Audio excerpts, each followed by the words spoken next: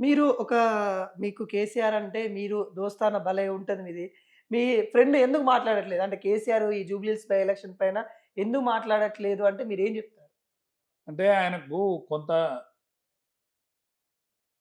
సొమ్ము ఇప్పుడు మాకు శ్రీశైలం గారు మేము ఉద్యమంలో ఉన్నప్పుడు మాకు మొట్టమొదలు వెహికల్ ఆయనే కొనిచ్చిండు ప్రజారథం. హ్మ్. హ్మ్.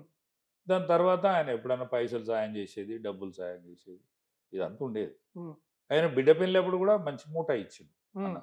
ఎవరు కవిత గారి ఆ! పిల్ల కవిత గారు. పెళ్ళప్పుడు. ఓకే. ఎందుకంటే నేనంటలేను.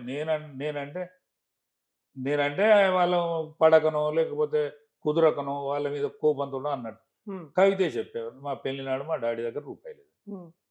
కవిత చెప్పింది కదా! అవునవును. మీరు విన్నారా? విన్నాను. మరి కవిత చెప్పిందంటే ఎవరైనా ఇచ్చినట్టే కదా! హ్మ్. అందులో శ్రీశైలం అనే వాటా కూడా ఉంటది కదా! హ్మ్. ఈరోజు కాబట్టి కేసీఆర్‌కు అది ఆలోచన ఉన్నది.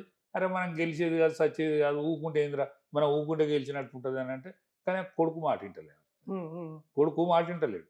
అదివరకు హరీష్ అన్నను బతికి రానియకపోయేది. హ్మ్.